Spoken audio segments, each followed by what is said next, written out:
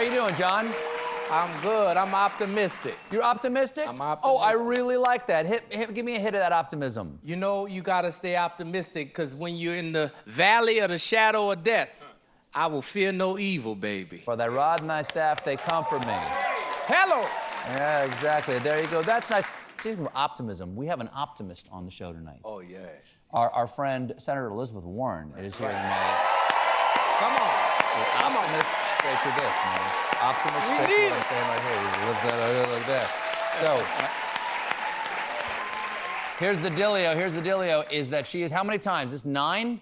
This is the 9th time she's been on the show. Those are some John Oliver, Neil Tyson numbers up there. Up there. She's putting some points on the board. I really look forward to talking to her. Oh, we have a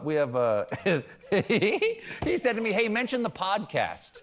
He said, mention the podcast just now. And you also said in the elevator, I said, well, I want to talk about this other thing, about how I'm done with Omicron. Like, as long as you mention the podcast, that's all that matters. John, we have a podcast. Oh, yeah. I knew that. Right. Yeah. And in the podcast, which is one of the most popular podcasts out there, they tell me, we have the entire audio of this show. So it's everything you love about the show and a little less. And because there's no visuals, you can't see the moneymaker here. But there are things that show up in the podcast that aren't in the show. For instance, what I just said about me not being good about the next variant, probably not in this show. But the podcast. But probably in the podcast. That's right, yeah. You know what I mean? Yeah, that's why. So maybe, let's do that. Let's take that out so people go, what did he say about the variants? You'll have to go to the podcast to find out what I said. Okay, TCBing it. I'm TCBing it right there. Driving tune in. Folks, if you know one thing about me, you know that I love loving love. In fact, sometimes I feel like love is all you need. I just made that up. But these days, romance is constantly evolving with new terms for hard-to-understand modern relationships emerging at a blistering pace. I'd like to tell you about them in my recurring segment. Romansplaining with Stephen Colbert.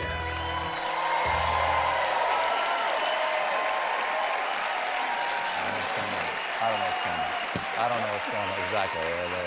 There you go. First up on the Love Fest, experts tell us that the hot new relationship term is Outercourse, which I first assumed was when a baseball game gets so boring the outfielders start dry humping their glove. But Outercourse is apparently a catch-all term for forms of non-penetrative sex. And it's supposed to blow up this year, as one expert put it. You've heard of intercourse? Now it's time to acquaint yourself with its not-so-distant cousin. Because nothing says sexy like acquainting yourself with a not-so-distant cousin. Next up, weddings are dangerous. Next up in the tunnel of love is the exciting new term, Wanderlove, which is essentially code for holiday romance, such as a tryst on the beach blossoming into a relationship, as opposed to what a tryst on the beach usually blossoms into, herpes. Also, sand in the crannies. Another hot trend in dating is not dating at all, apparently. Many people are trying out being something they now call consciously single, because that sounds way better than involuntarily undateable. Being consciously single means embracing the perks of not having a significant other. The biggest perk?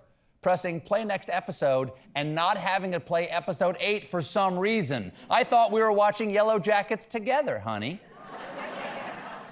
Finally, those looking for love might be interested in untyping, which means letting go of your type for 2022, a move perhaps inspired by Kim Kardashian and Pete Davidson. Makes sense. It makes sense. Because at this rate, by the end of 2022, every one of us will have dated Pete Davidson.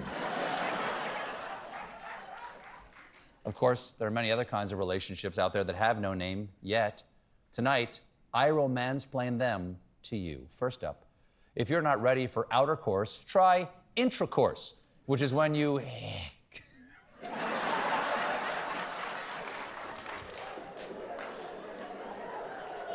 I just remembered where this joke is going. Intracourse, which is when you get it on with your entire intramural softball league. In this game, all the balls are foul. And if Wanderlove isn't for you, try Wanderlove, which is when you have a nice candlelit dinner with Wanda Sykes.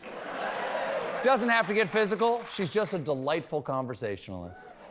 And if you're not interested in being consciously single, why not try being unconsciously uncoupled, which is when your partner divorces you while you're in a coma. Abandonment not your cup of tea? No problem. Try a fleesome, which is when you and your partner want to spice things up in bed, so you invite the bassist from the Red Hot Chili Peppers. If you like the way he slaps that bass, wait till you see how he taps that ass.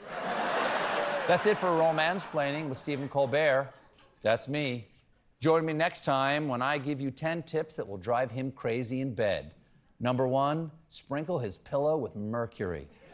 We'll be right back with Senator Elizabeth Warren.